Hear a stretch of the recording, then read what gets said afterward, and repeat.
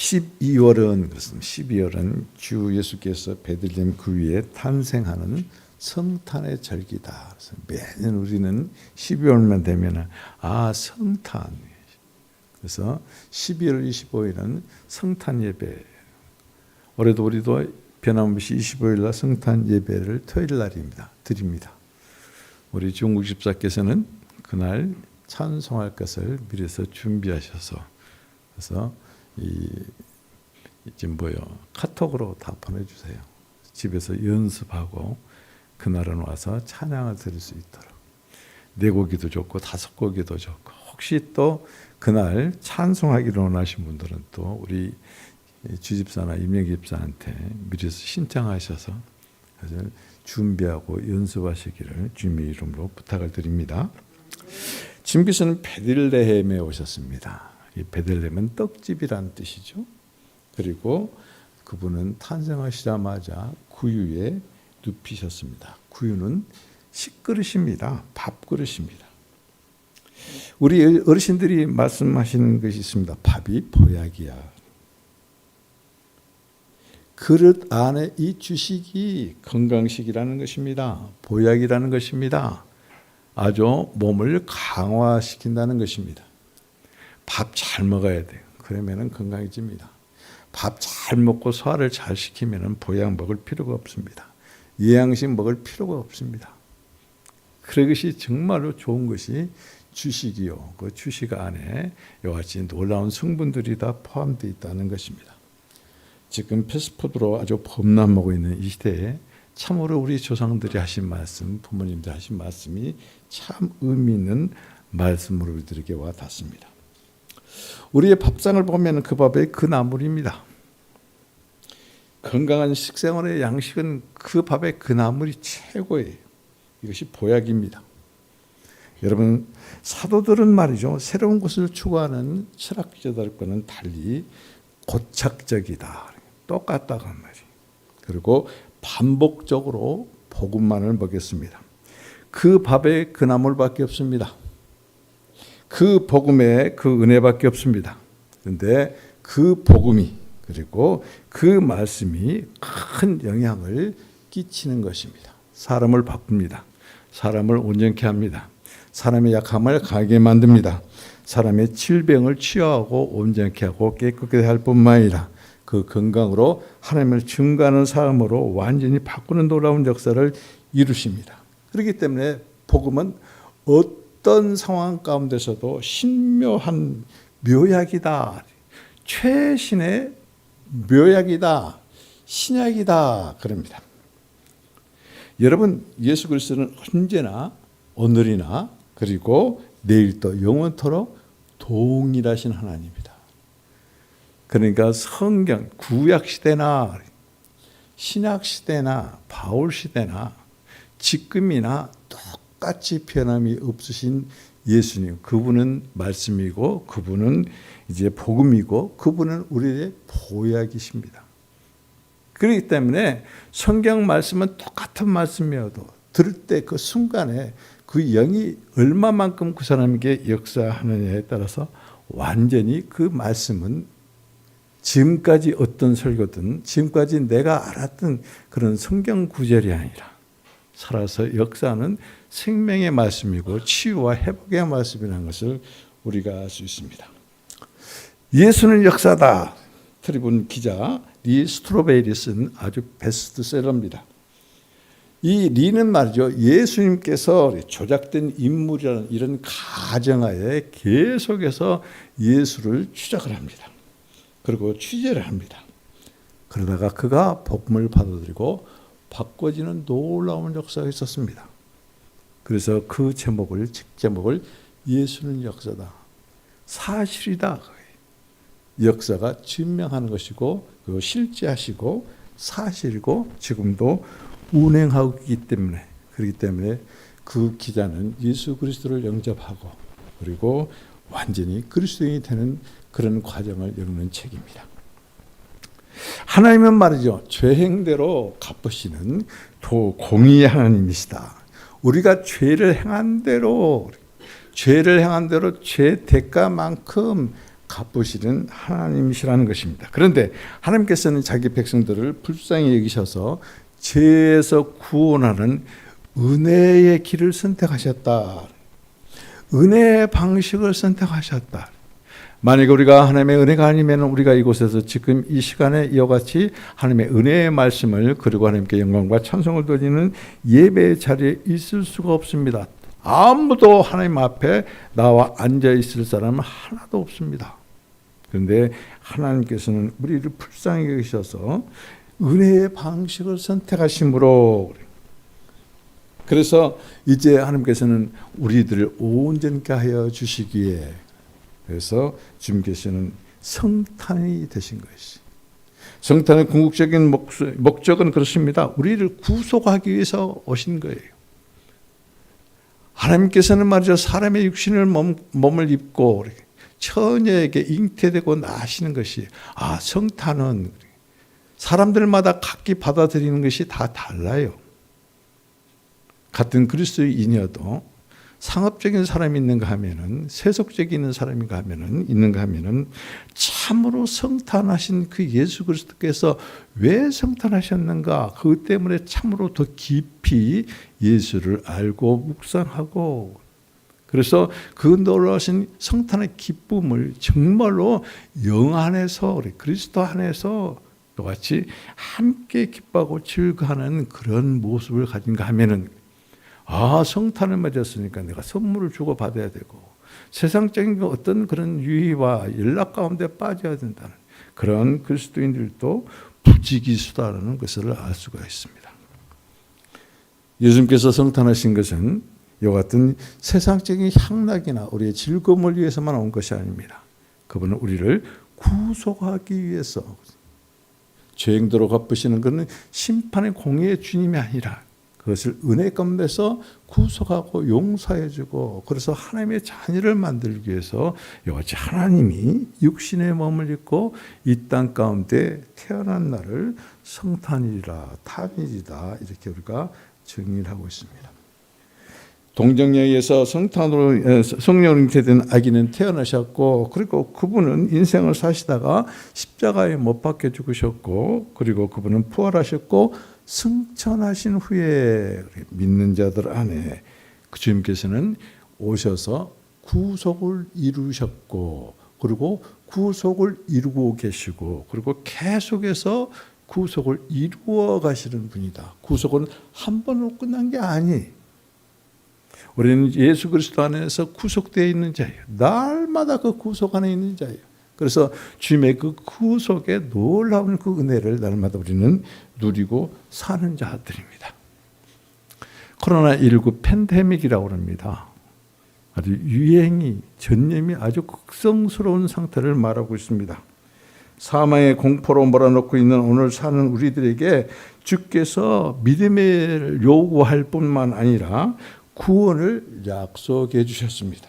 하나님의 백성은 세상의 위협과 공격 앞에서 그러면 어떻게 살 것인가? 오늘 본문을 중심으로 해서 세 대지로 나눠서 여러분들과 같이 은혜를 나눌까 합니다. 하나님은 우리들에게 오늘 본문을 통해서 형편보다 말씀에 마음을 두고, 형편보다 말씀에 마음을 두고 굳게 믿고 서서 현상 너머에 계신 하나님을 바라보며 살아라. 형편보다 말씀에 마음을 두고 굳게 믿고 서서 현상 너머에 계신 하나님을 보죠. 나는 여러분들이 무엇을 지금 보고 살고 계신지, 무엇을 추구하며 살고 계신 것인지, 무엇을 보고 기뻐하고 희희낙낙거리는 것인지, 무엇 때문에 무엇을 보고 슬퍼하고 괴로워하고 고통하고 계시는지, 우리의 시선이 누구를 향하고 있느냐, 무엇을 향하고 있느냐, 그 결과예요. 여러분들이 온전히 하나님만을 바라보는, 하나님만을 의식하는, 하나님만을 응시하는, 하나님만을 주목하며 사는 여러분들에게를 주님의 이름으로 축복을 드립니다. 자, 오늘 말이죠.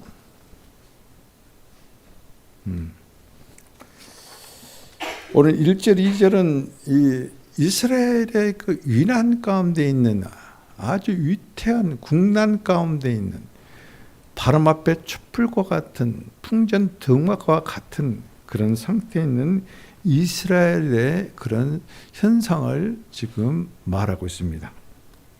지금 1절, 2절은 주전 735년 아하스가 유대 왕일 때 아수르의 종족으로 있던 북이스라엘 왕 베가가 아람 왕과 동맹을 맺습니다. 왜 동맹을 맺느냐 하면은 이제 반 아수르가 되어져서 아수르의 반기를 드는 것이, 아수르가 한참 번창하다가 약 40년 동안 침체에 빠져 있었습니다. 그런데 다시 이제 아수르가 일어서서 지중해 연안을 정복하려는 그 위협을 받고 있는 그런 상황 가운데서 이 두 나라가 연합합니다. 그러면서 유다도 동참하라 그러는데 유다의 왕 아하스는 그들의 요구를 거절하고 자기의 독자적인 길을 갑니다. 이에 연합이 된 아람 군대와 북이스라엘 군대가 예루살렘을 침공해 옵니다. 이 전쟁의 소식에 온 나라가 완전히 그 긴장감에, 전쟁의 위기에 완전히 휘말려 있다. 그래서 이 전쟁이 말이에요. 이 전쟁이 이길 수 있는 전쟁이라면은 아무 걱정이 없는데 유다가 대적하기는 너무나 강력한 상대이다. 상대가 너무 강하기 때문에 그래서 전쟁이 터지니까 이제 설왕설래하고 몸둘 바를 몰라요. 온 나라가 요동을 칩니다. 왕과 백성들의 마음이 바람 앞에 흔들리는 숲과 같다. 여러분 바람이 아주 세게 불 때 숲속에 한번 있어 본 적 있습니까? 저는 그런 숲속에는 나 홀로 있지는 않았었는데 내가 오살리 기도원에 있을 때 그랬어요. 폭풍이 불고 바람이 막 붑니다. 근데 그때 거기 나무 밑에 그 우거진 그 숲속에서 이 기도를 하는데 그냥 막 가지가 꺾이는 거예요. 비가 막 쏟아지고 난리죠. 그래서는 무서워가지고 이제 숙소로 들어왔다가 그날 가서 보니까 아주 큰 가지들이 다 꺾인. 이같이 이 폭풍 앞에 숲이 막 그냥 요동치는 것과 같이 이스라엘의 왕과 백성들은 이와 같이 흔들리고 있었다. 갈피를 못 잡고 있었다. 나라의 운명이 완전히 바람 분 폭풍 앞에 촛불과 똑같아요. 촛불은 사람이 입기만 불어도 꺼져버린대요. 폭풍 앞에 이 촛불이 뭘 견뎌내겠습니까? 그만큼 유다가 그렇게 위경에 처해 있는 것을 알 수가 있습니다. 그런 때에 3절 4절에 하나님께서는 이사야를 아하스에게 이사야 아들과 함께 보냅니다. 자, 3절 4절 같이 읽겠습니다. 시작. 그때에 여호와께서 이사야에게 이르시되 너와 내 아들 스알라 숲은 이인못 수도 끝 색탁자의 밭 큰 길에 나가서 아하스를 만나. 여호와 하나님께서 이와 같이 위경 가운데 있고 이난 가운데 있고 마음을 갈피를 못 잡고 전쟁의 공포 속에서 숲이 흔들리듯이 바람 앞에 흔들리듯이 흔들리고 있는 그 나라 그리고 다시 말씀드리면 하나님의 백성들에게 하나님의 선지자 이사야를 이와 같이 그 아들과 함께 보냅니다. 근데 그 아들의 이름이 스알랴 숲입니다. 그때 아하스는 말이죠. 윗못에 있었다. 윗못에 있었다. 이 윗못은 아하스가 이와 같이 이 수로를 그래서 그 음료를 공급받을 수 있도록 만들어 놓은 것입니다. 이 당시에 히스기야 때는 그 수로가 땅속으로 들어있어서 그 동굴을 통해 가지고 들어와 있었는데 지금은 땅 위에 그대로 있는 거예요. 그러니까 전쟁이 터져서 그게 공격을 당할까 봐서 미리서 그것을 아하스가 이와 같이 점검하고 있을 때 하나님의 분부를 받은 이사야가 그 아들 스알랴 숲과 함께 그곳에 갑니다. 여기서 스알랴 숲 이것은 그 이름이 어떤 의미를 가지고 있느냐 하면은 남은 자는 돌아온다는 것이. 그렇기 때문에 이 스알랴 숲 이름에는 두 가지 면이 있어요. 심판과 은혜의 두 가지 측면을 가지고 있다는 것이. 남은 자가 돌아온다는 것은 심판을 받았다는 것이. 그러니까 거기에 죽은 자도 있을 것입니다. 그런데 남은 자는 살아있는 남아있는 사람이야. 그런데 그들을 죽이는 것이 아니라 하나님의 은혜로 그들을 다시 돌아오게 한다. 살리시는 것을 의미합니다. 이것은 왜 하나님께서 이스라엘 아들 스알랴 숲을 아하스에게 이렇게 보냈느냐?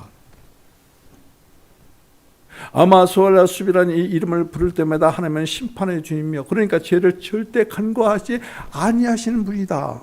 그럼에도 불구하고 그 은혜를 베풀어서 구원해 주신 하나님, 양면의 하나님을 스알랴 숲이라는 이름을 부를 때마다 스알랴 숲을 그를 볼 때마다 사람들은 그것을 의식했을 것입니다.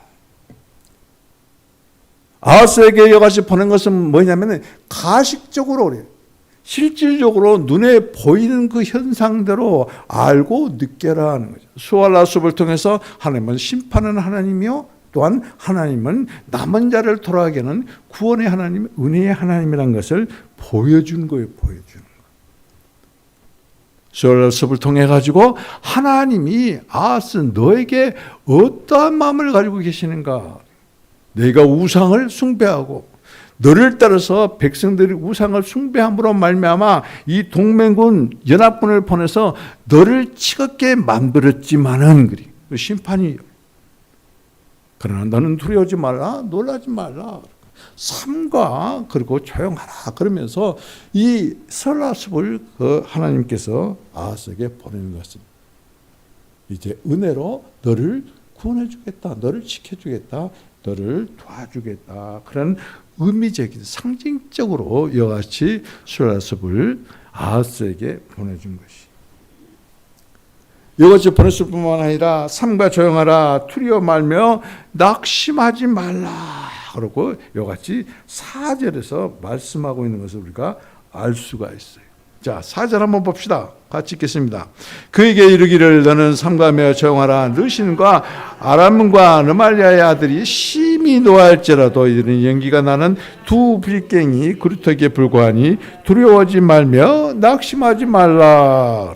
그에게 이르되 하나님의 이사야 선지자를 통해 가지고 아하스에게 이르되 너는 삼가 조용하라. 그리고 두려워하지 말며 낙심하지 말라.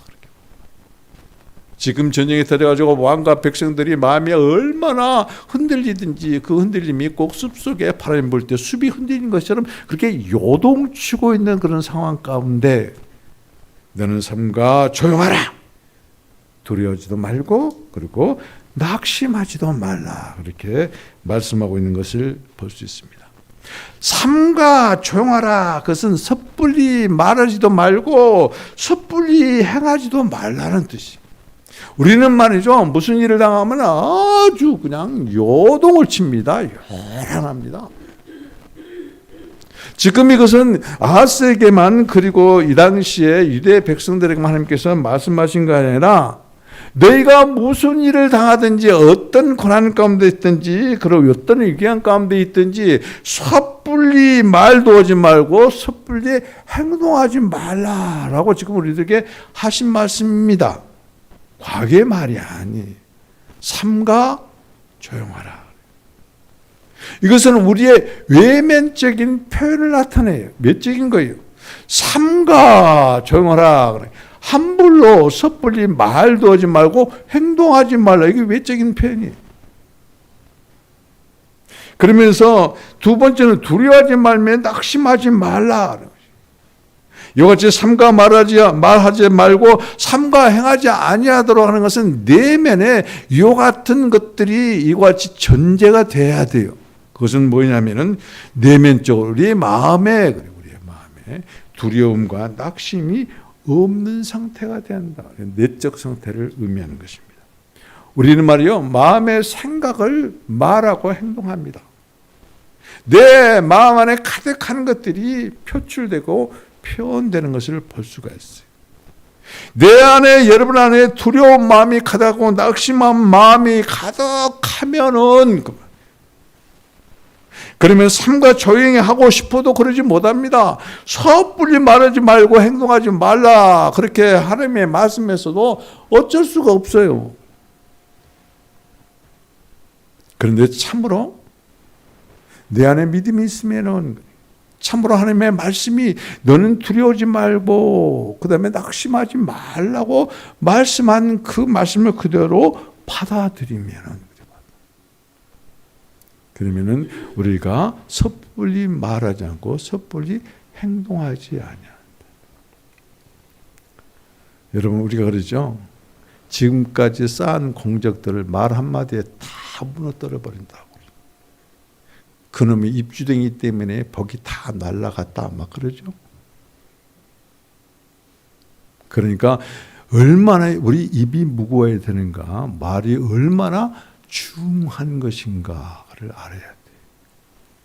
여기서 하나님께서 그냥 하신 말씀이 아니에요. 지금 이 위경 가운데 있고 정말로 풍전등화 같은 그런 이제 유대가 이것이 곧 망한 그런 상태예요. 완전히 온 국토가 적군들에 의해서 완전히 짓밟히고 백성들이 죽을 위경 가운데 있어요. 있는 것은 다 빼앗기고 착취당하고 그럴 위경 가운데 있어요. 그런데 하나님께서는 말이에요. 내가 심판함으로 이와 같은 것을 너에게 허락했지만 또 은혜의 하나님 그 측면에서 너희를 지켜주고 보호해 줄 테니까 삼가 조용하고 그리고 두려워하고 낙심하지 말라 이렇게 말씀하고 있는 것을 알 수 있습니다. 이스라엘 백성들이 홍해를 건널 때 어떻습니까? 요동쳤습니다. 왜요? 뒤에서부터는 애국 군대가 막 그냥 이 병마가 막 달려듭니다. 그때 이제 모세가 백성들에게 뭐라 했습니까? 두려워하지 말라. 여호와의 구원을 보라. 잠잠하라. 그랬거든요. 지금 이 출애굽할 때 그 상황이나 지금 유다가 위기행 가운데 처한 상황이나 또는 나와 여러분들이 힘들고 어려운 상황 가운데 처한 상황이나 그 상황 가운데 주님의 음성은 동일한 음성이에요. 삼가 조용하라는 것이. 잠잠하라는 것이. 두려워하지도 말고 낙심하지도 말라는 것이. 왜요? 하나님이 그렇게 말씀하셨기 때문에. 우리는 눈에 보이는 것을 믿습니다. 눈에 보이는 것은 눈에 보이지 아니하는 그 능력에 의해서 우리의 눈에 보이는 것이에요. 그런데 정말로 믿음이 좋다는 사람들도 눈에 보이는 것에 의해서 막 흔들려요. 우리는 믿음의 주인만을 바라봐야 돼요. 믿음의 주인만을 정말로 믿어야 돼요. 믿음의 창시자요, 믿음의 시작이요, 그리고 믿음의 완성이신 예수 그리스도만 바라보고 그분이 하신 말씀을 참으로 믿을 때, 믿고 기도할 때 그 영이 그 사람에게 역사합니다. 기도하지 않은 사람에게 역사 없어요. 똑똑한 척하지 마세요. 똑똑한 사람, 정말로 지혜로운 사람, 어떤 사람? 순종하며 무릎 꿇고 기도하는 사람. 그렇지 않은 사람은 똑똑한 사람 아니에요. 그것은 자기 혼자 잘난 체 하는 것이, 거룩한 체 하는 것이. 거룩한 척, 잘난 척 하는 사람은 하늘나라 못 갑니다. 거룩해야 가요. 지혜로워야 가요. 말씀에 순종해야 가요. 믿음이 있어야 가요. 그 어떤 것으로는 하늘나라에 갈 수가 없어요. 믿음으로만 오직 가는 거예요. 그래서 이스라엘은 아람과 이스라엘 연합군이 아무리 강해도 하나님 보시기에는 연기나는 부적갱이와 똑같다. 부적갱이와 똑같다는 것이. 그들이 아주 견고하고 그들이 아주 강하게 사람들 눈에는, 너희 눈에는, 아하스 눈에는, 유다 백성들 눈에는 그렇게 보일지언정 하나님 앞에서는 아무것도 아닌 것이. 그 연기가 무섭게 맹렬하게 아주 연기를 뿜어내니까 그것을 보고 놀라지만은 이미 그 부적갱이는 불에 타가지고 그냥 그 형태만 있는 것이에요. 그 형태만.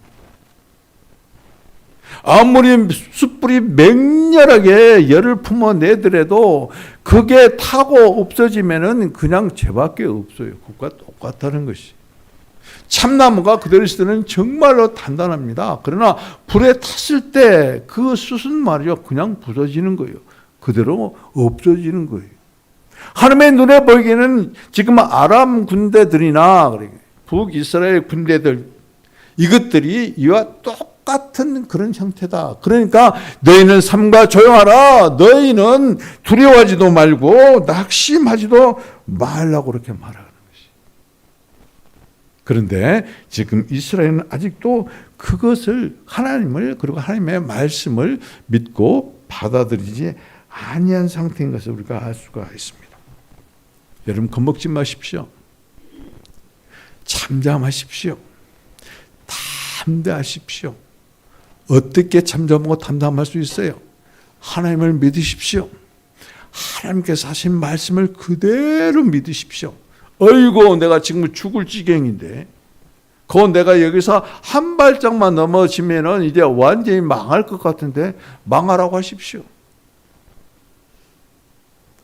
내 속에는 우리가 보기에는 그리고 내 생각에는 그럴 것 같아도 하나님의 그리고 하나님의 말씀을 부여잡는 자에게는 하나님께서 반드시 하신 말씀대로 이루시는 하나님이라는 것을 우리는 믿고 그리고 그 하나님을 볼 줄 알아야 된다. 우리 앞에 있는 형편은 어떤 눈으로 보느냐에 따라서 내 앞에 놓이는 어떤 문제, 어떤 형편, 어떤 상황 그런 것을 내가 어떤 눈으로 보느냐 그게 달라지는 것이. 여러분 눈으로 보면은 모든 것이 다 어렵습니다. 모든 것이 문제입니다. 모든 것이 불평입니다. 모든 것이 원망입니다. 내가 살 수 없다고 그렇게 결단적으로 즉흥적으로 그리고 마지막 말처럼 말합니다. 그러나 다른 눈으로 보면은 완전히 다르게 보이는 것이.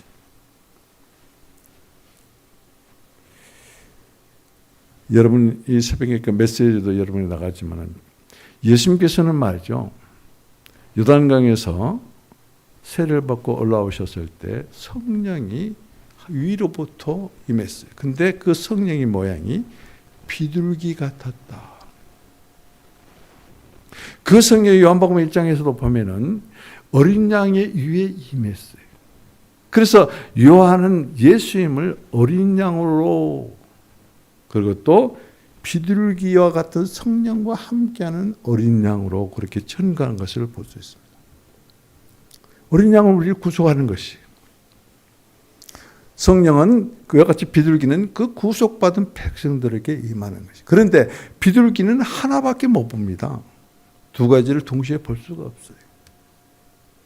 그래서 예수님께 임하는 그 성령은 비둘기 같은 성령이다. 예수님께서는 오직 하나님, 오직 아버지에게만 눈을 초점을 맞추는 분이에요. 눈을 맞추신 분이에요. 오직 시선이 하나님께만 있어요. 우리는 예수 그리스도를 믿는 사람입니다. 예수 그리스도를 영접한 사람입니다. 예수 그리스도가 우리 교회 안에, 여러분 안에, 내 안에, 여러분 안에 계시는 분입니다. 그렇다면 우리의 눈은 누구의 눈을 가지고 있나? 예수 그리스도의 눈을 가지고 있다는 것입니다. 육신으로 보면은 모든 것이 실망이고 실패입니다. 그리고 살맛이 전혀 안 나는 그런 세상입니다. 그러나 그리스도의 눈으로 보면 똑같은 문제인데, 똑같은 상황인데 완전히 다르게 보인다는 것이. 신뢰하는 성도는 말이죠, 현실에 있는 그 위협 앞에서 요동하지 않습니다. 현실 그 문제 앞에 완전히 주눅 들고 눌리지 않습니다. 그렇기 때문에 이 신뢰는 믿음이에요. 믿음은 신뢰예요. 이 신뢰는 예수 그리스도를 믿음으로 말미암아 나타나는 우리의 행동이,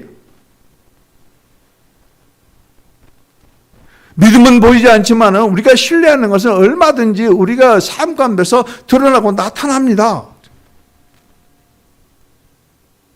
여러분들이 내가 얼마나 예수 그리스도를 믿느냐에 따라서 그 신뢰하는 행동, 신뢰하는 성도를 신뢰하는 하나님의 자녀들의 그 모습을 우리가 얼마든지 볼 수 있어요. 그런 사람들은 유동하지 않습니다. 그런 사람들은 담대합니다. 그런 사람들은 삼가 조용하라 말씀하신 것처럼 잠잠합니다. 그러면서 누구를 봅니까? 문제 안 봅니다.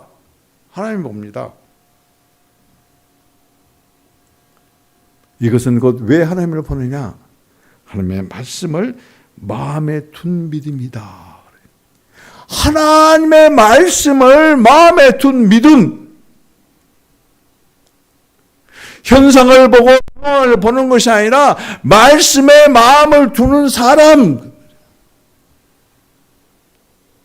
그런 사람에게는 어째 담대함과 잠잠이 있고, 문제를 바라보는 것이 아니라 문제 너머에 하나님을 바라보는 사람이에요. 예수 그리스도께서는 십자가 너머의 영광을 바라보셨기에 그 십자가의 고난을, 십자가의 고통을 온전히 통과하실 수 있었다. 우리는 우리에게 닥치는 문제, 환난, 공고, 아픔, 고통, 이 모든 것들은 스스로 우리가 다 통과할 수가 없어요. 통과할 수 있다고 생각하기 때문에 하나님을 안 믿는 거예요. 내가 할 수 있다고 생각하기 때문에 하나님의 믿음이 없고, 그리고 그 신뢰하지도 아니하는 거예요. 그렇기 때문에 하나님의 말씀을 하더라도 그 말씀을 그대로 받지를 않은 거예요. 얼마나 우리가 어리석은 사람들인가. 여러분, 비둘기가 꼭 하나의 사물을 보는 것처럼 성령을 받은 사람은 오직 주님만 봅니다. 예수님께서 아버지만 바라보는 것처럼 상황과 현상과 이같이 앞에 있는 그 어떤 고난과 고통을 바라보는 것이 아니에요. 예수님도 십자가를 바라봤을 때는 낙심했습니다. 낙담했습니다. 아버지여, 그렇기 때문에 이 잔을, 십자가를 내게서 옮겨달라고 기도하는 거예요. 그러나 나의 원대로 마옵시고 아버지 원대로, 하나님을 바라봤더니 십자가가 아니라는 것이. 그분이 나와 여러분 안에, 믿는 여러분 안에 그 영으로 지금 오셔서 함께하고 계신다.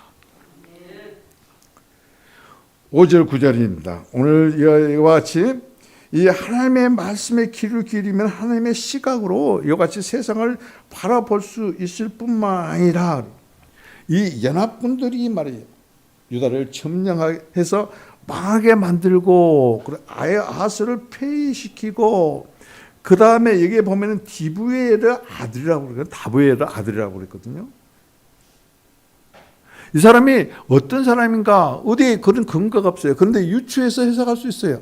아, 이건 분명히 북이스라엘이나 아람에게 협조하고 있는 예루살렘 궁에서 거하는 사람이든지, 그렇지 않으면 관리일 것이다. 한마디로 말해서 간첩이에요. 그래서 이 사람을 왕으로, 허수아비 왕으로 만들어 놓고, 그래서 유다를 침략한 목적이 그럽니다. 마음대로 유다를 뒤 흔들려고, 자기 수족처럼 부리려고 지금 전쟁하는 목적이 거기에 있었다. 아람 왕과 그 다음에 북이스라엘 왕이 전쟁하는 목적, 유다를 침공하는 목적이 바로 그렇다. 자, 5절 6절 같이 한번 읽겠습니다. 시작.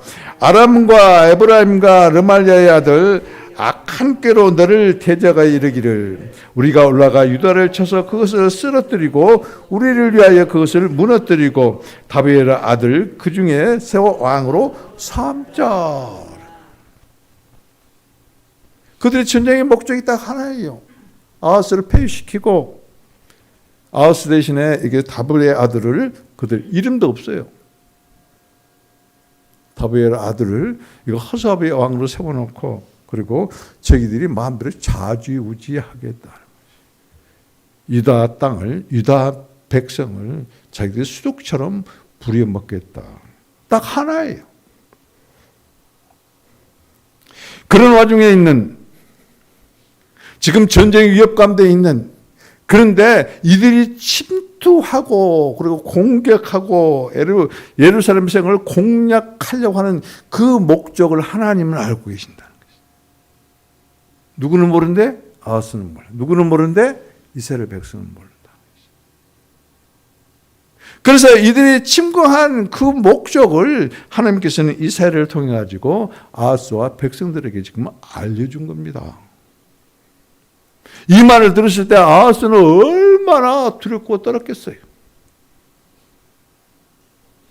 그런데 그들이 서지 못하라고 분명하게 하나님께서는 아하스에게 그 약속을 합니다. 그럼에도 불구하고 아하스는 하나님께 엎드렸어야 돼요. 하나님의 옷자락을 만졌어야 돼요.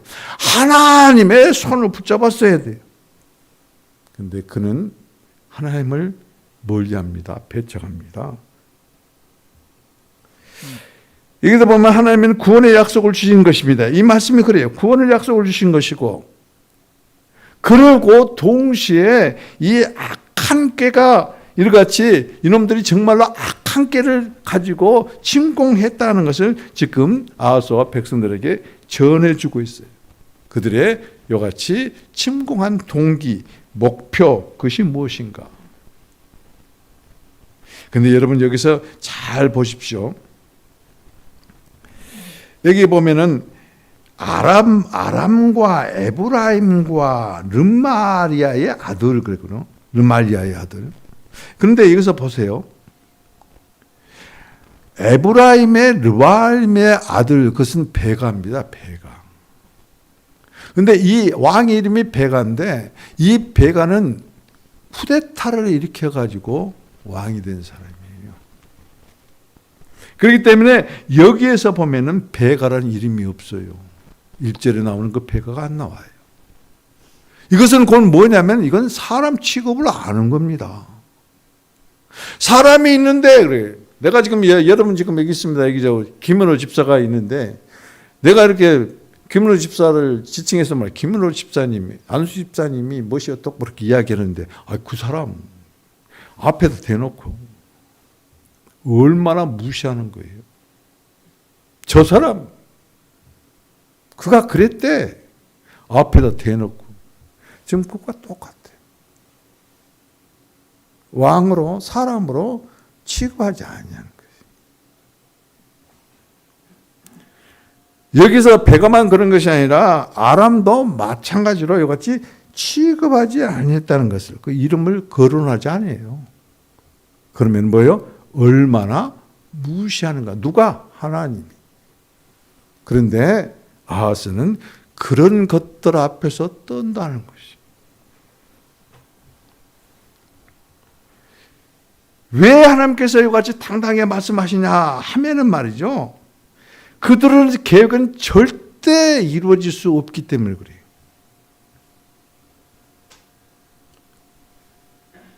이스라엘 왕은 다시 말씀드리면 유다 왕은 말입니다. 하나님께서 택한 사람만이 왕이 돼요. 하나님께서 택한 사람만이 왕이 된다는 것이. 신명기 17장에 보면 그 말씀이 나옵니다. 그리고 하나님께서는 다윗 왕을 왕으로 세운 후에 그 후손들이 영원히 나라를 다스릴 것이다 라고 언약을 했어요. 어디에 그게 나와요? 사무엘하 7장이에요. 우리 교회에 세우는 기초가 사무엘하 7장이에요.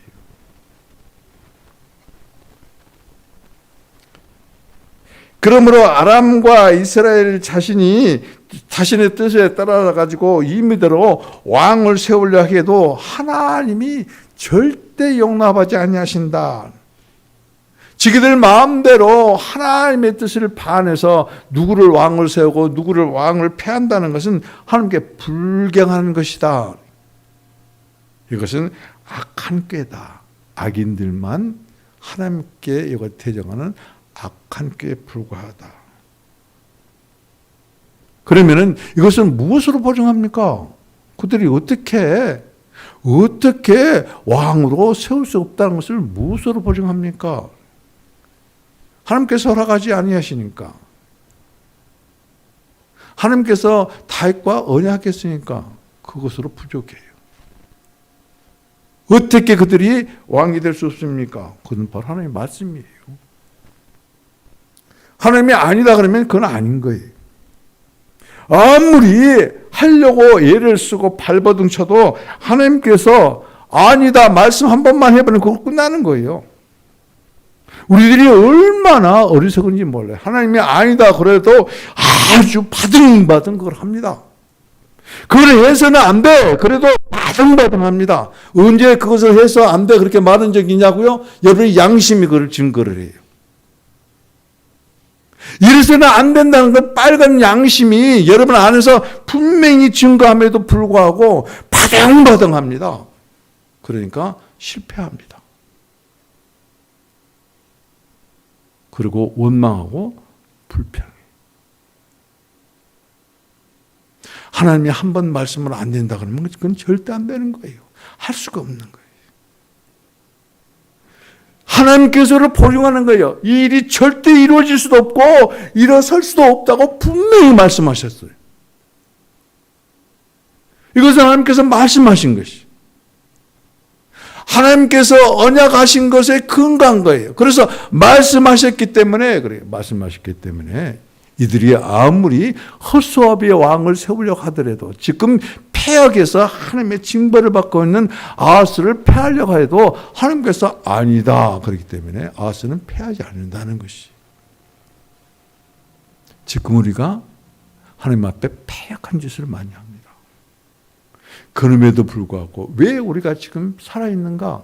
하나님께서는 사랑으로 그 은혜를 베푸셔서 지금까지 우리를 지켜보고 돌아오기를 기다리시기 때문에 그래요. 그러나 그게 끝난 날이 있습니다. 그게 끝난 날이 있어요. 7절입니다. 같이 한번 읽어볼까요? 주 여호와의 말씀이 그러죠. 분명히 그래요. 주 여호와의 말씀이 그 일은 서지 못하며 이루어지지 아니하리라 못한다는 것이죠. 무슨 일? 아하스를 폐위하고 허서바의 왕을 세우는 일. 누가? 아람 왕과 북이스라엘 왕이 목적한 거, 시도한 거, 그게 절대 안 된다는 것이죠. 누가 그렇게 말했어요? 하나님이 그렇게 말씀하시고. 그런데 우리는 하나님의 말씀을 듣고 하나님의 말씀을 봤을 때 어떻게 봤습니까? 사람의 말만 또 못하게 듣는다는 것이죠. 얼마나 우리가 위대한 사람들인지 몰라요. 우리가 얼마나 강력한 사람들인지 몰라요. 우리가 얼마나 권세 있는 사람들인지 몰라요. 왜요? 하나님을 무시해버리니까. 하나님의 말씀도 우습게 하는 사람들이니까. 시도한 일이 절대로 이루어지지 못할 것이라고 이같이 선언했다. 선언한 다음에 8절 이하에서 왜 이같이 될 수밖에 없는가라고 그것을 설명을 합니다. 여러분 8절 9절을 같이 한번 읽을까요? 시작.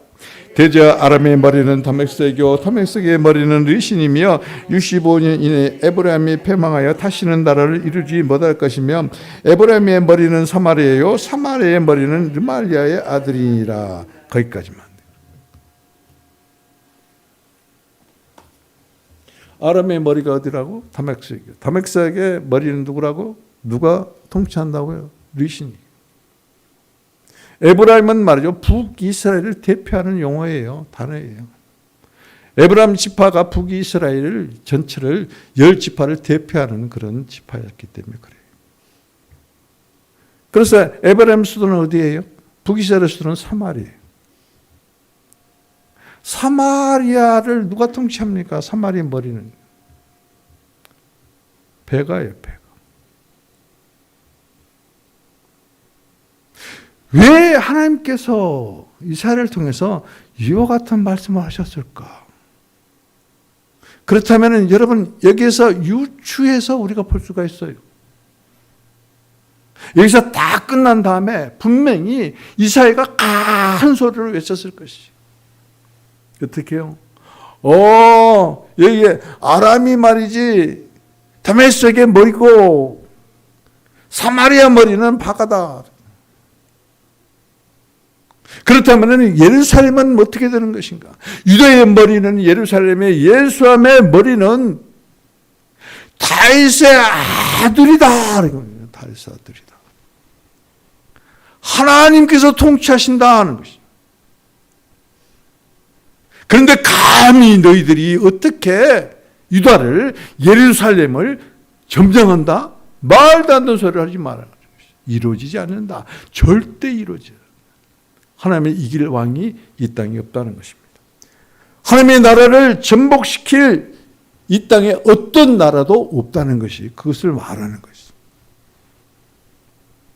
이스라엘이 이와 같이 아람을 이와 같이 이스라엘을 견주해가지고 거기에 통치자가 누구냐라고 이와 같이 설명한 다음에 유다의 머리는 예루살렘의 머리는 다윗의 왕, 다윗의 아들이요.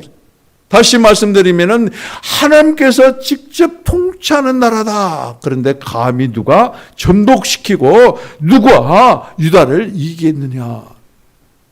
그렇기 때문에 믿으라. 9절 하반절이 바로 그것입니다.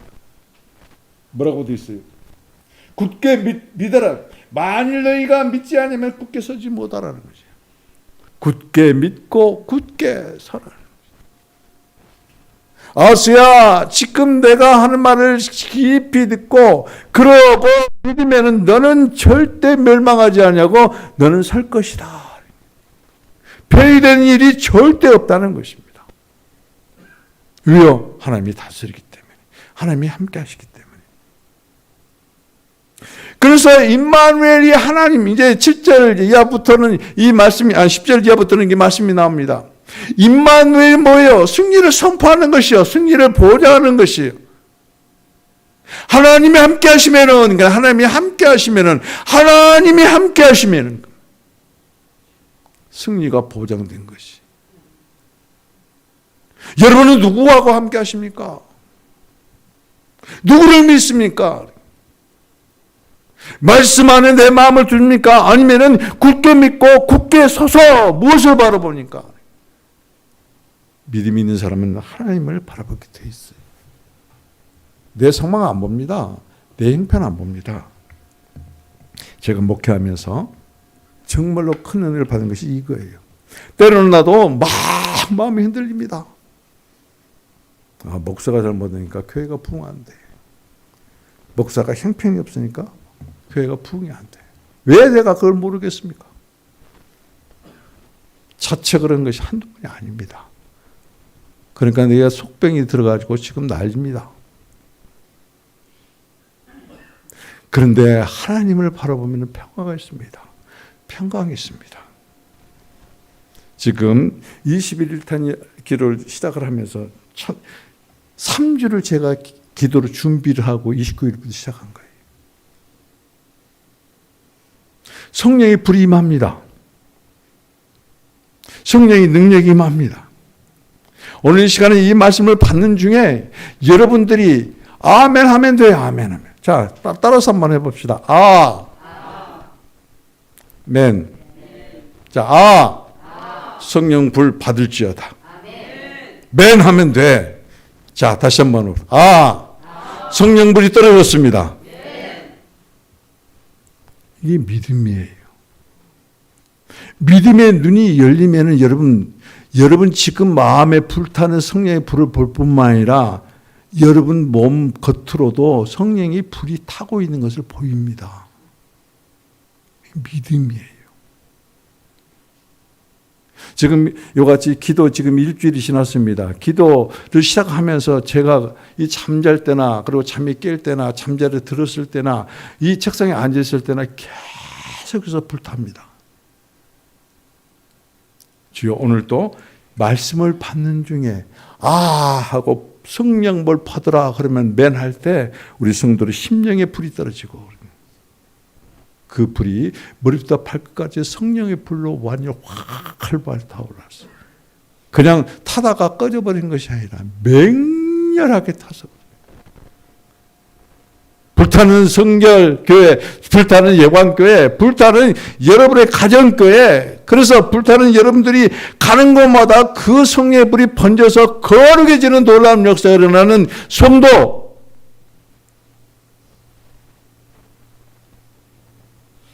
오늘 말씀을 받는 중에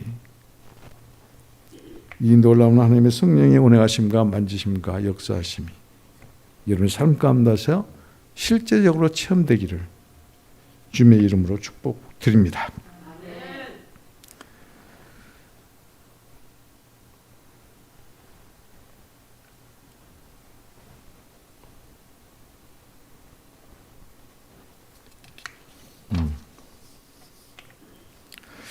자, 여러분 우리가 여기서 잘 보셔야 될 것이 그렇습니다.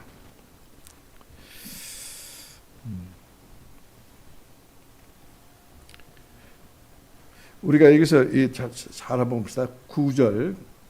그렇지.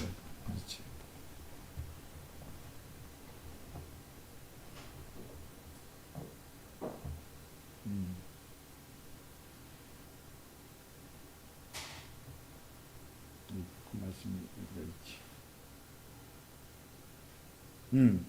8절입니다. 8절에 보면 하반절에 이렇게 말씀하고 있습니다. 에브라임이 패망하여. 에브라임이 패망하다. 자, 패망한다 그러면 그 패망의 정도가 어느 정도가 될까요? 패망. 망해버렸다. 쫄딱 망했다. 고개 끄덕거릴 일이 아니야.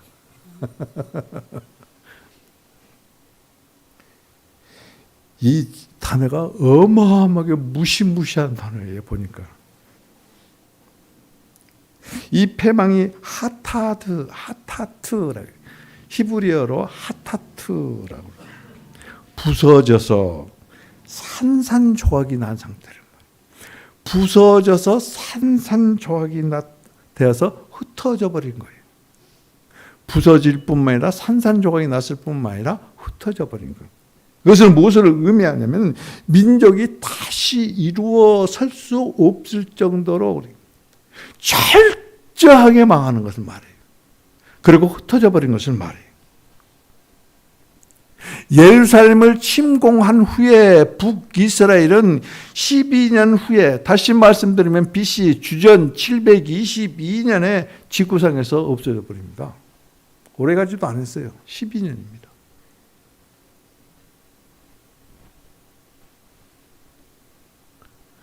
지금 우리들에게 이건 무슨 의미로 우리들에게 다가오느냐 그거예요. 무슨 의미로?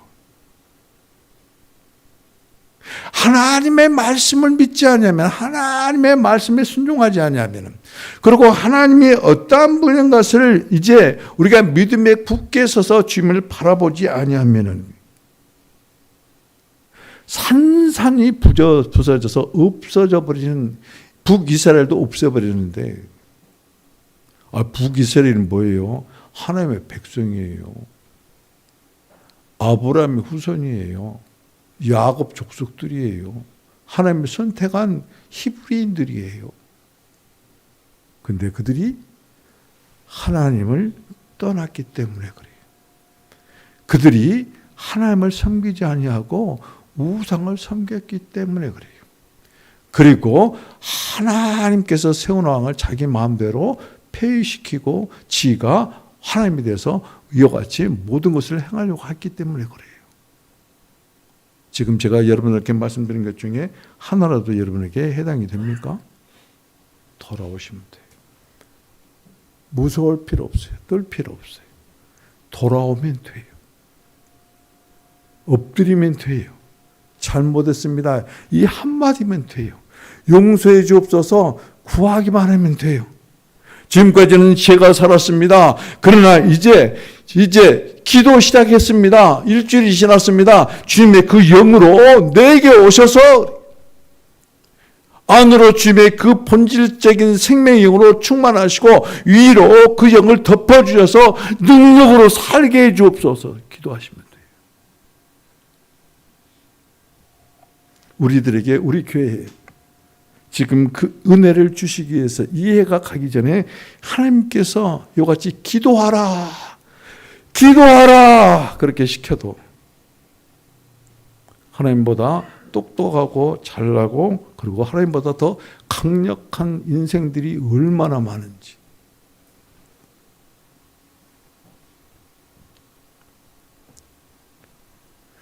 지금 여기서 말씀하시는 것은 이 절대적으로 그래. 주 여호와의 말씀에 그 일은 서지 못하리라 이루어지지 못하리라. 이것은 말이죠. 권면의 말씀일 뿐만 아니라 희망을 주는 말씀일 뿐만 아니라 소망하는 말씀뿐만 아니라 그 다음에 경고의 말씀이 이와 함께 9절 하반절에 포함되어 있는 것을 알 수 있어요. 만일 너희가 굳게 믿지 않으면 그들이 절대 이룰 수 없다는 것을 하나님께서 말씀하시는데 그것을 굳게 믿지 않으면 너희는 굳게 서지 못한다. 멸망한다. 이때 아하스가 정말로 통회하고 잡아가고 함께 엎드렸더라면 아마 그때부터 지금까지 혹시 이스라엘이 중단되지 아니하고 그 영토를 계속 확장했을 뿐만 아니라 정말 세계에서 제일 가는 강국이 되었을지 몰라요. 세계를 지배하는 나라가 됐을지 몰라요. 지금은 이 강원도 만도마다는 더 적은 땅덩어리입니다. 그럼에도 불구하고 아랍권들이 그 손바닥만한 이스라엘을 집어삼키지 못해요. 왜요? 하나님께서 안 된다 말했기 때문에 그래요. 여러분의 형편이 어떻습니까? 곧 망할 것 같죠? 힘듭니까? 하나님이 아니다 그러면 아닌 줄 아세요. 그게 믿음이에요. 아니다 그러면 그거 끝나는 거예요.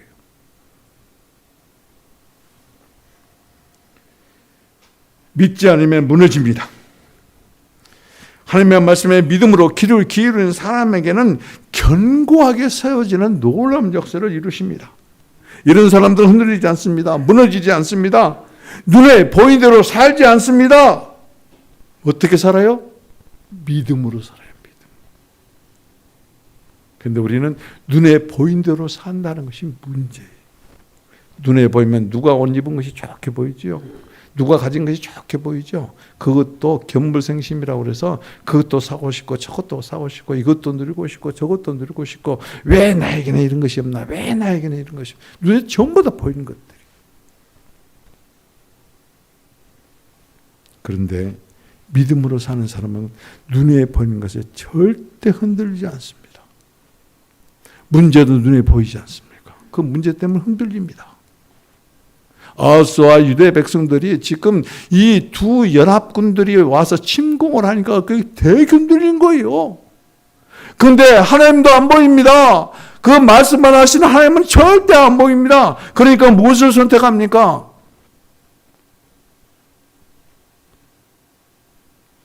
아하스가 하나님을 선택한 것이 아니라 아수르를 선택을 해요.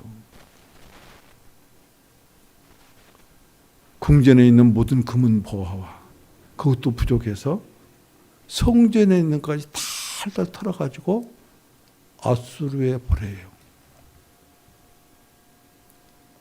믿는 구석이 있어서 나는 하나님을 시험하지 않겠다고, 이건 정말로 가장된 믿음입니다. 여러분, 신앙에는 말이죠, 정말로 절대적인 가장 최상의 믿음이 있습니다. 신앙이 있습니다.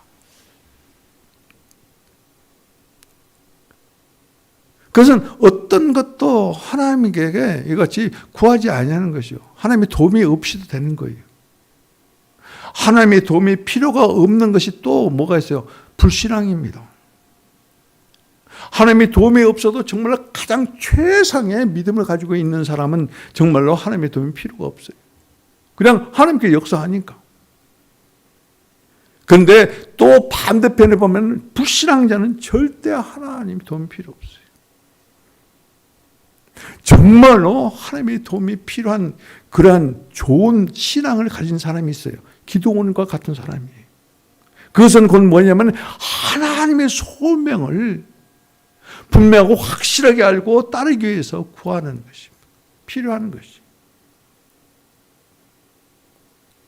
그런데 마사의 우물의 그 시험처럼 이스라엘 백성들이 이같이 하나님의 그 조건, 그러면 하나님의 여기서 보면 그 시험이죠. 징조라고 그래요.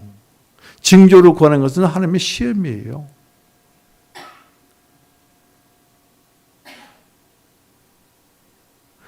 그러는 사람들은 신앙이 약해요. 그런데 물을 갖다 공급해 주면 성장이 되는 거예요. 그런데 정말로 나쁜 신앙이 있습니다. 여기서 아하스와 같은 놈입니다. 자기가 믿음이 없는 것을 포장하는 거예요. 그래서 나는 징조를 구하지도 않겠다. 그러면서 뭐라고 그래요? 나는 하나님을 절대로 시험하지 않겠다. 그것은 자기 믿음이 없는 것을 포장하는 거예요. 우리가 얼핏 듣기에는 정말로 이 사람 믿음이 좋은 사람 같아도 믿음이 전혀 없는 사람. 분명히 예수님께서도 그랬어요. 하나님을 시험하지 말라. 어떤 징조를 바라는 것은 곧 하나님을 시험하는 것과 똑같은 것이거든요. 그러니까 우리가 사람의 눈으로 그냥 일반적인 마음으로 생각했을 때 아하스는 참으로 왕다운 사람이다. 징조도 구하지 아니하고 그리고 하나님도 시험하지 않겠다. 그런데 그는 하나님께서 뭐라고 했어요? 나를 좀 시험해 달라는 거야. 나에게 징조를 구하라고 그렇게 말한 거예요. 근데 그것을 징조를 구하지 않은 거예요. 그것이 곧 오늘 10절 이하에 보면은 그 말씀이 납니다. 자, 10절, 11절 같이 읽겠습니다. 시작. 여호와께서 또 아하스에게 말씀하여 이르시되 너는 내 하나님 여호와께 한 징조를 구하되 깊은 데서든지 높은 데서든지 구하라 하시니라. 자, 오늘 우리가 말씀의 주제입니다. 너는 한 징조를 구하라. 누구에게? 아하스에게. 누구에게 지금 말씀합니까? 나와 여러분에게. 너는 한 징조를 구하라. 자, 여러분에게 한번 물어보겠습니다. 집사님, 권사님, 안수 집사님. 너는 한 징조를 구하라. 그러면 그 징조를 여러분 무엇으로 구하겠습니까? 여기서 하나님께서는 분명하게 말씀한 것이 무엇입니까? 깊은 데서든지 높은 데서든지. 깊은 데서라는 것은 수월입니다. 수월까지 내려가는 그런 징조를 거기서부터 가장 높은 것까지 끌어올리는 징조. 수월의 밑바닥에서부터 가장 높은 곳. 하나님의 천상에까지 끌어올릴 수 있는 그런 징조. 그것은 곧 뭐예요? 우리가 사람으로서 상상할 수 없는 징조를 말하는 것이. 왜 이와 같은 징조를 구하라고 아하스에게 말했겠어요? 하나님께서는 아하스의 믿음을 돕기 위해서 그래요. 돕기 위해서. 하나님께서는 그 아하스를 위해서 무슨 일이든지 하겠다는 결단을 다 하고 계시는 것이. 마찬가지입니다. 오늘 이 시간에 우리들에게 너는 한 징조를 구하라.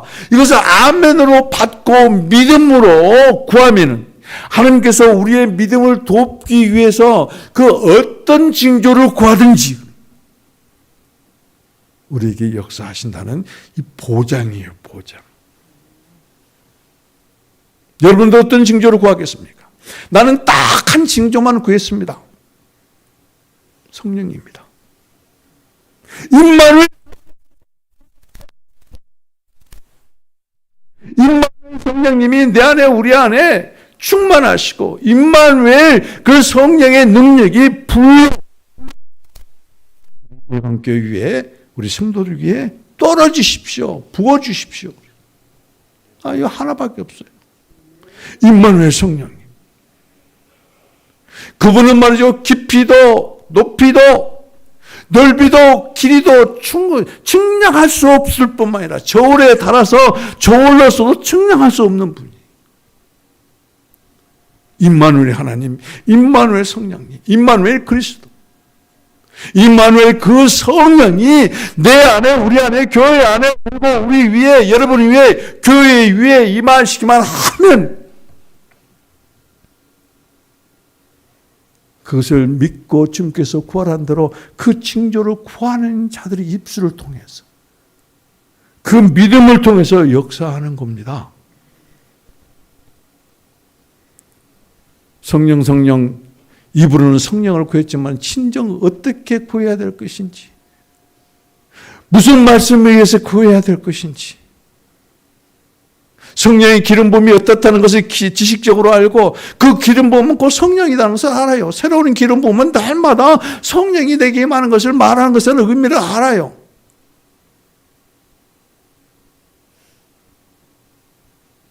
아하스와 같은 자가 되지 않기를. 너는 한 징조를 구하라. 무엇이든지 너희가 기도하고 구하는 것은 받은 줄로 믿으라라고 이와 같이 마가복음 11장에서 말씀하신 것처럼 그 영은 우리가 구해서 나와 여러분에게 오시면은 그 임재하시는 그 임재가 우리와 함께 가는 거예요. 어느 곳에 가든지 어느 곳에 있든지.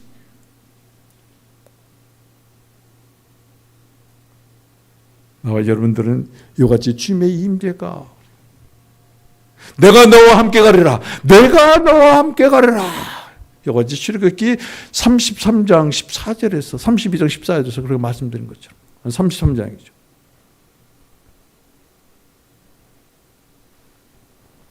주님의 임재가 임마누엘 성령께서 나와 여러분과 함께 하시면 암의 근원이 떠납니다. 자, 잘 받으세요. 암의 근원 떠나갑니다. 모든 혈액암이 떠나갑니다. 뼈암이 떠나갑니다. 피부암 떠나갑니다. 모든 오정 육부를 약하게 하고 그리고 그걸 파괴하는 모든 질병의 근원이 떠나갑니다. 모든 무릎 관절이 온전하고 손상되었던 물렁뼈가 다 회복이 됩니다. 그 영이 임하면은 어둠의 세력들이 떠나갑니다. 문제의 귀신이 떠나갑니다. 악귀가 떠나갑니다. 악령들이 떠나갑니다. 지금까지 나를 지배했던 머리를 번쩍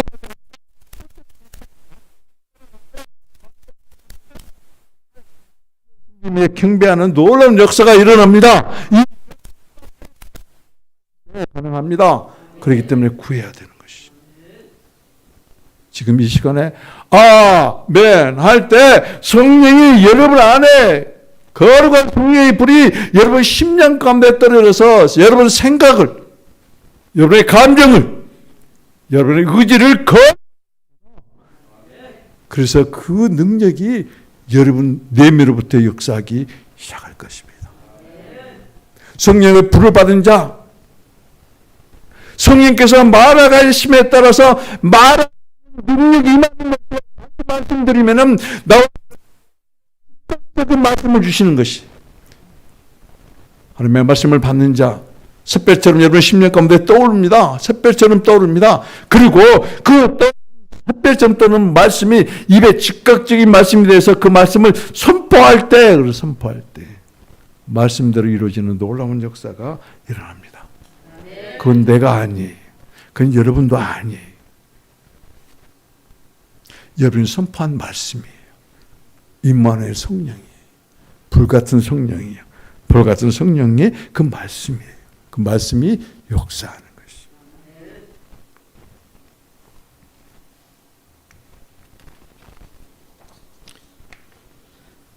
이렇게 주님께서 우리들에게 은혜를 주시고 그 영으로 역사하신 다음에도 기도하지 아니하신 분들이 있을 것입니다. 절대 그러지 마십시오. 기도하십시오. 구하십시오. 부르짖으십시오. 그러면 놀라운 비밀한 일을 나타내실 것입니다. 그래서 우리가 이렇게 기도해야 됩니다. 깊이와 높이와 그리고 이 넓이와 길이를 측량할 수 없는 임마누엘 성령님을 구합니다. 주여 오셔서 우리 성도단에 충만하시옵소서. 우리 교회 안에 충만하시옵소서. 제가 원하고 바라는 건 이것밖에 없어요.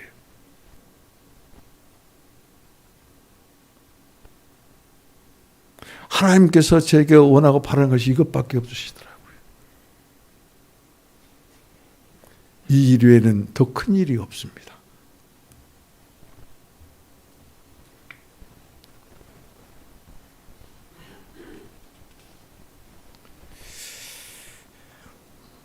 (13절입니다) 13절 같이 읽겠습니다. 시작. 이사야가 이르되 다윗의 집이여 원하건대 들을지어다. 너희가 사람을 괴롭히고서 그것을 착한 일로 여겨 나의 하나님을 괴롭히려 하느냐.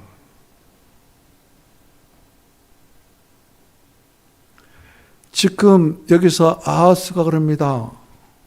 나는 징조도 구하지 아니하고. 징조를 구하는 것은 하나님을 시험하는 것이기 때문에 나는 여호와 하나님을 시험하지도 않겠다. 그 말 끝에 지금 이사야가 이와 같이 말하는 것이 다윗의 집이여 너희여. 다윗의 집은 뭡니까? 다윗의 왕조를 말합니다. 다윗의 집은 누구를 말합니까? 다윗의 왕조의 왕들을 의미해요. 다윗의 왕조의 왕들은 어떻게 살아야 됩니까? 다윗처럼 행해야 돼요. 그럼 그들은 다윗의 길을 가지 아니하고 불의와 불법을 행한 자들이에요. 불의와 불법을 행하는 아하스에게 이제 너는 하나님께서 너를 지키겠다. 너를 보호해주겠다. 그리고 너에게 이제 믿음을 주기 위해서 내가 준비한 모든 것들을 이제 너를 위해서 사용하겠다. 그러면서 징조를 구하라고 그랬는데 자기가 거룩한 징조. 자기가 믿음이 최고로 좋은 것처럼 나는 하나님께 징조도 구하지 아니하고 하나님을 시험하지 않겠습니다. 이것은 불신앙을 포장한 자예요. 제가 어떤 사람들이 그렇게 이야기를 들어보면 아이고 체면이 있어야죠. 낯짝이 있어야지. 하나님께 기도하고 구하죠. 참 어떻게 보면 예의 바른 사람 같아요. 내가 이렇게 못된 짓을 했는데 낯짝이 있어야지. 물질을 구하라고 그러면 아이고 내가 어떻게 감히 물질을 구합니까? 낯짝이 있어야지. 보기 정말 겸손한 사람 같죠? 보기 참 된 사람 같죠? 계명의 미덕입니다. 그런데 믿음이 없는 사람이, 불신앙한 사람이 이렇게 하나님께서 말씀하심에도 불구하고 기도하지 아니하고 구하지 아니한다면 아하스와 똑같은 사람이에요. 그렇기 때문에 다윗의 집이여 너희여, 분명히 11절에 보면 너희 하나님이라고 그랬어요. 그런데 여기서는 너희라고 그래요. 너희 하나님이라고 않고 나의 하나님이라고 그래요. 다윗의 집이여 너희여 어찌하여 나의 하나님을 괴롭게 하느냐. 이것은 무엇을 의미해요? 이미 다윗의 왕조와 그 왕들은 이 당시를 말합니다. 다윗 왕조 전체를 말한 게 아니에요. 이 당시에 다윗의 왕조의 왕들이 이미 하나님과 관계가 없다. 하나님과 관계가 끊어졌다. 그것을 지금 암시하는 것이. 여러분, 하나님과 관계가 끊어졌습니까? 안 늦었습니다. 지금 은혜의 시대입니다. 주님께서는 그 은혜를 베푸시는 깊이 참으십니다. 정말 오래 참으십니다. 그리고 지금도 기다리십니다. 내 말을 듣고 그리고 하나님의 말씀을 부여잡고 그 믿음에 굳게 서서 하나님을 바라보기를 원하시는 지금 간절함으로 우리를 기다리고 계십니다. 돌이키십시오. 그리고 오십시오. 그리고 하나님께 말씀하십시오. 이것은 하나님께서 길이 잡은 중에 우리들에게 베푸시는 하나님의 은혜입니다. 아하스가 징조를 구하라고 해도 그 징조를 구하지 아니했음에도 불구하고 오늘 14절은 그렇습니다. 하나님께서는 이제 하나님의 일을 행하십니다. 믿음이 없어서 징조를 구하지 않지만 하나님은 다윗과 약속하신 것이 있어서 아브라함과 약속하신 것이 있어서 그 말이 그 일을 행하신 것을 볼 수가 있습니다. 14절 같이 읽습니다. 시작. 그러므로 주께서 친히 징조를 내게 주실 것이라. 보라, 처녀가 잉태하여 아들을 낳을 것이요 그의 이름을 임마누엘이라 하리라. 알마, 처녀입니다. 남자를 모르는 전혀 수천을 말합니다. 그 앞에 그 하는 이 정관사예요. 히브리어 정관사. 더입니다. 더가 그가 붙었어요. 그것은 무엇을 하면 특정한 사람을 지칭하는 거예요. 지정하는 것이. 특정한 한 여인을, 특정한 한 소녀를, 특정한 한 처녀를 이같이 지칭하는 것이. 그래서 그녀를 통해서, 그 처녀를 통해서 이제 아기가 태어나는데, 잉태되고 태어나는데 그 이름을 임마누엘이라 하리라. 임마누엘이라고 이렇게 선포하는 것을 알 수 있습니다.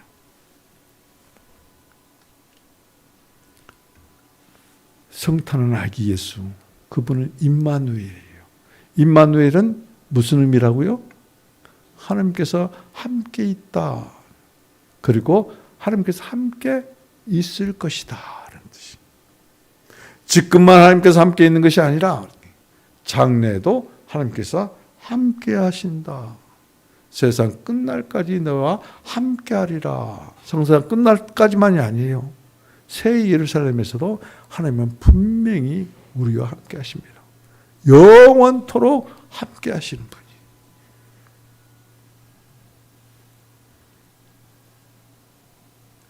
그렇기 때문에 주님께서 함께 하신다는 것은 제가 서두에 말씀을 드린 것처럼 승리가 보장된 것이에요. 그것이 승리를 확신시키는 거예요. 우리는 너무나 많이 실패를 했습니다. 그리고 너무나 많이 고통 중에 고통을 당하고 있습니다. 그런데 왜 실패하고 고통 중에 헤어나지 못하고 있습니까? 함께 믿음이 없기 때문에 그렇습니다. 임마누엘 믿음이 없기 때문에 그렇습니다. 임마누엘 함께, 엘은 하나님입니다. 하나님이 함께하는 믿음입니다. 성령님이 함께하는 믿음입니다. 하나님이 함께한다는 것은 곧 우리의 지식적으로만 그리고 우리의 추상적으로만 말할 수 있을지 모르지만 임마누엘 성령이 함께하신다는 것은 그분이 내 안에, 여러분 안에, 우리 교회 안에 그리고 그분이 우리의 능력으로 옷 입혀주심으로 안과 박시 온전히 하나님으로 하나가 되는 그런 상태를 말하는 것이죠. 그렇기 때문에 우리 영적 전쟁에서 이미 승리라는 것이. 이 믿음이. 이 믿음으로 굳게 서서, 그래, 굳게 서서. 임마누엘 하나님을 바라봐라. 하나님만 바라보는 비둘기 같은 영으로 임하셔서 그래서 하나님만을 바라보는 그리스도의 눈이 나와 여러분의 눈이 되기를 주님의 이름으로 축복을 드립니다. 그렇습니다. 인간은 실패합니다. 무너집니다. 그러나 하나님의 역사는 바꿔지지 않습니다. 변하지 않습니다. 불신의 아하스는 그 혈통적으로 다윗의 가문을 완전히 무너뜨렸지만 하나님께서는 다윗과 언약하는 것을 지키기 위해서 임마누엘의 탄생을 지금 예고하고 계신 것입니다. 자녀가 잉태하리라 이하는 하나님의 초월적인 능력입니다. 사람으로서는 행할 수 없는 일입니다.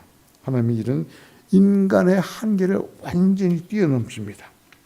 보이지 아니하는 그 하나님이 그 일을 행하십니다. 그것을 우리가 볼 수 있는 것은 오직 믿음으로만 볼 수 있어요. 믿음이 없이는 절대 우리는 그 실제화를 볼 수도 없고 누릴 수도 없고 만질 수도 없어요. 믿음은 바라는 것들의 실상이다 그러죠. 믿음은 우리가 소망하는 것들, 구하는 것들, 그것이 실제다, 실상이란 실제다는 것이. 여러분 앞에 성경책이 있습니다. 그건 실제입니다. 여러분 앞에 볼펜이 있습니다. 그건 실제입니다. 믿음으로 우리는 볼 수도 없고 만질 수도 없었는데, 믿음이 없을 때는, 근데 믿음으로 이같이 볼 수도 없고 만질 수도 없고 느낄 수도 없는 실제이신 그분을 우리는 만질 수도 있고 볼 수도 있고 느낄 수도 있는 것이, 오직 믿음만이 우리를 하나님을 바라볼 수 있도록 우리를 이끌어간다는 것을 우리를 깊이 알아야 돼요. 그렇기 때문에 우리는 눈에 보이는 현상대로, 보이는 현상의 그 곤고함이나 그리고 문제나 어려움만을 바라볼 것이 아니라 정말로 우리는 측량할 수도 없고 저울에 달아볼 수도 없는 임마누엘 하나님, 임마누엘 그 성령님이 나와 여러분 안에, 그리고 나와 여러분 위에, 우리 교회 안에, 우리 교회 위에 임하셔서 힘이다. 우리의 힘이다. 우리 교회의 힘이다. 그리고 여러분의 힘이다. 우리 교회의 능력이다. 나와 여러분의 능력이라는 것을 믿고, 그리고 비둘기가 한 사물을 보는 것처럼 오직 예수 그리스도께서 아버지 하나님만 바라보는 것처럼 그리스도를 통해서 그리스도의 눈으로 오직 그리스도만을, 하나님만을 고정하고 그리고 눈을 맞추는 여러분 되기를 주님의 이름으로 축복을 드립니다. 기도하시겠습니다. 주님, 주님의 이름으로 기도합니다. 형편보다 말씀에 마음을 두기를 원합니다. 굳게 믿고 굳게 서기를 원합니다. 현상남의 하나님을 보기를 원합니다. 저는 한 징조를 구하라 하신 주님의 명령에 따라 오늘 이제 주님의 이름으로 우리 성도들 모두와 함께 한 마음으로 믿음으로 주님께 기도하고 간구합니다. 임마누엘 성령님 구합니다. 오셔서 우리 성도들 안에 충만하심으로 또 오셔서 우리 교회와 우리 성도들 위해 그 영으로 덮어 주옵소서.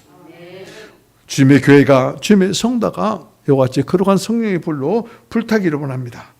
그래서 이 시대에 코로나19 팬데믹 때문에 공포와 불안에 떨고 있는 이 시대에 저와 우리 성도들, 우리 교회가 주님 앞에 쓰임받고 사용되기를 원합니다. 주 예수 그리스도의 이름으로 기도합니다. 아멘.